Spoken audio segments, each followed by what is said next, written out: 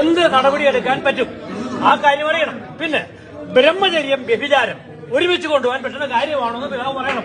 പിന്നെ ഇവിടുത്തെ ക്യൂരിയ അവര് നല്ലതോ ചീത്തയോ ആയിക്കൊള്ളട്ടെ, തന്റെ ഇടത്തോടെ പ്രവർത്തിക്കുന്ന ഒരു ക്യൂരിയ ഇപ്പൊ ഇവിടെ ഉണ്ട്. അവരവിടെ നിൽക്കട്ടെ. അവരെ പിരിച്ചുവിടുമെന്ന് ഒരു കിഴങ്ങൻ ഇപ്പം ഒരു ന്യൂസ് ഇട്ടിട്ടുണ്ട്, ഒരു വിമതൻ. ആ കാര്യം മറുപടി പറയാനുണ്ടോ? ഈ ക്യൂരിയ ഇവിടെ ഇരിക്കട്ടെ, ഒരു കുഴപ്പം ഇപ്പൊ ഇവിടെ ഇല്ല. സാമാന്യം ഭേദമായിട്ട് അവർ ആവശ്യം വന്ന കാര്യങ്ങൾ അല്ല ഇവര് ഞങ്ങളിവിടെ വിശ്വാസികളുടെ ഒരു ആവശ്യമായിട്ട് വരുമ്പോൾ ഇവർ ആരെങ്കിലും ഞങ്ങൾ കാര്യമെല്ലാം അതിന്റെ പൂർണ്ണത ചെയ്തോ ഇല്ലെന്നുള്ളതല്ല, ഒരു പരിഹാരത്തിലുള്ള വഴിയെങ്കിലും അവർ കാണിച്ചു തരുന്നുണ്ട്. ഒരു കത്തിന് മറുപടി അവർ തരുന്നുണ്ട്. ഇതിനു മുമ്പിൽ കുറെ ആശാന്മാരുണ്ട്. ഞങ്ങൾ കൈവെക്കാതിരുന്നത് തറവാട്ടി പറഞ്ഞ തന്തയ്ക്ക് പറഞ്ഞ വിശ്വാസികളായതുകൊണ്ടാണ്.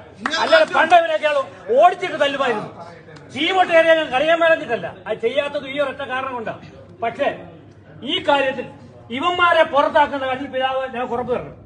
ഇവര് സഭയിൽ ചെകുത്താൻ മാനസാന്തരപ്പെടില്ല. ആര് സൂചന പ്രസംഗിച്ചാലും ചെകുത്താൻ നരകത്തില്ല. അവരങ്ങനെ അങ്ങോട്ട് കയറി വരുന്നത്.